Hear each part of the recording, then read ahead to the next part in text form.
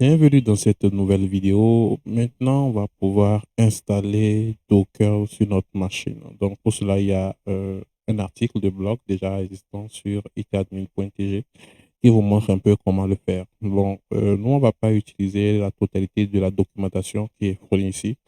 Nous allons utiliser seulement ici, la partie là. Une partie de la partie là. Et on va aussi peut-être créer euh, le groupe d'utilisateurs Docker et on va associer la commande Docker à cet utilisateur-là. Alors, donc, je vais vous expliquer un peu les lignes de commande que nous allons utiliser ici. Donc, nous allons utiliser la ligne de commande là.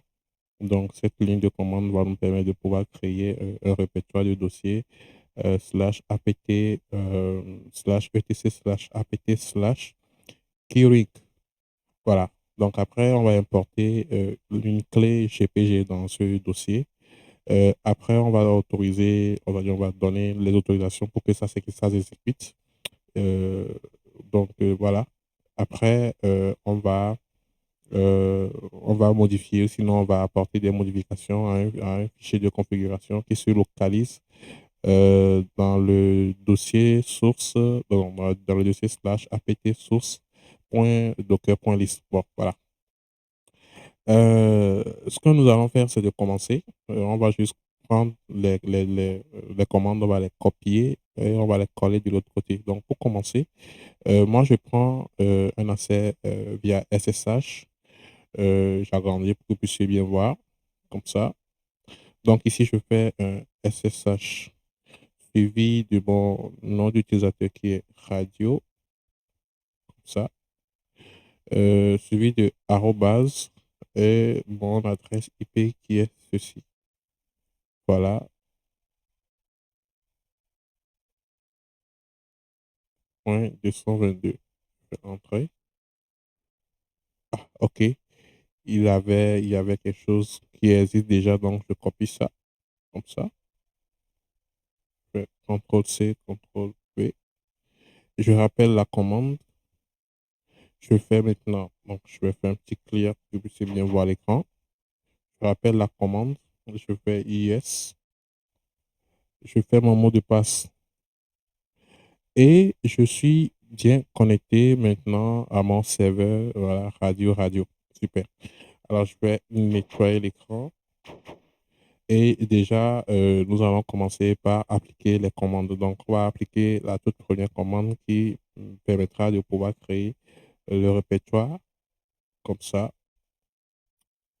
On va coller. Donc, pour faire coller, on fait Shift, euh, Control Shift C, comme ça. Donc, je fais mon mot de passe. C'est bon, il a créé, il n'y a pas d'erreur. On va prendre la deuxième commande qui va importer la clé GPG dans le dossier créé précédemment. Donc, après, on va donner les permissions et les autorisations pour que la clé GPG puisse voilà, s'exécuter correctement. C'est bon. Maintenant, on va apporter une modification. Euh, Attention, on va apporter une modification au fichier qui est déjà présent. Donc, voilà. Donc, on va copier comme ça. Et de l'autre côté ici, on va coller doucement. Super. Donc, c'est bon. Maintenant, ce qu'on va faire, c'est que nous allons rafraîchir la base des logiciels présents, c'est-à-dire la base des paquets. Et on va maintenant installer Docker. Donc, on va faire sudo apt update. On fait entrer. Et juste après ça, on va maintenant installer Docker. Donc, on va installer Docker et des composants de Docker comme Docker Community, Docker CLI, le conteneur. On va installer les plugins de Docker et le Docker Compose plugin. Voilà. Donc, on va tout copier de ce coup comme ça. Et juste après ça, c'est bon, maintenant c'est bon. On va faire un petit clear pour que vous puissiez bien voir l'écran. Et là, on va copier, on va coller tout ça. Donc, ça permet voilà, d'installer tout ça, c'est-à-dire tous ces paquets en une seule commande. entrer et voilà, on va me demander si je veux vraiment installer tout ça. Je fais oui. Et comme vous pouvez le voir à l'écran, il a commencé. Voilà, donc ça va pas prendre beaucoup de temps.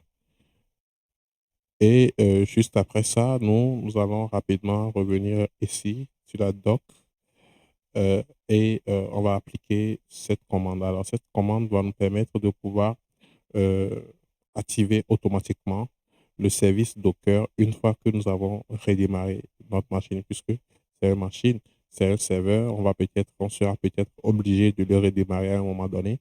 Il va falloir que une fois que notre machine serveur se redémarre, il va falloir que Docker aussi démarre automatiquement. Donc, ça, ça va, on n'aura pas beaucoup de la peine à pouvoir gérer notre système, venir chaque temps se loguer et puis voilà, démarrer manuellement.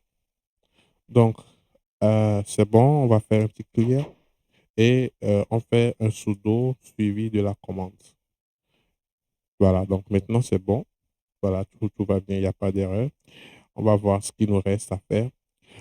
On va utiliser ça, ces deux commandes-là. Donc, la commande-là permet de créer un groupe d'utilisateurs Docker et à ce groupe d'utilisateurs Docker, on va autoriser la commande Docker. C'est-à-dire, cette commande vous permettra de ne pas à chaque temps renseigner sudo pour pouvoir appliquer Docker. Voilà, c'est plutôt utile puisque si vous ne le faites pas à chaque moment, vous serez obligé de faire sudo avant de pouvoir exécuter les commandes de sudo. Voilà.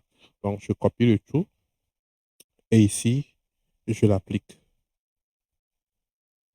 OK, ça n'a pas marché. Donc, ici, au lieu que j'utilise user, je vais plutôt utiliser le nom d'utilisateur radio. OK, il demande sudo. Super, c'est bon. Voilà. Euh, c'est bon. Maintenant, je peux faire un petit clear. Et là, je vais maintenant penser à installer Docker dans la vidéo qui va suivre.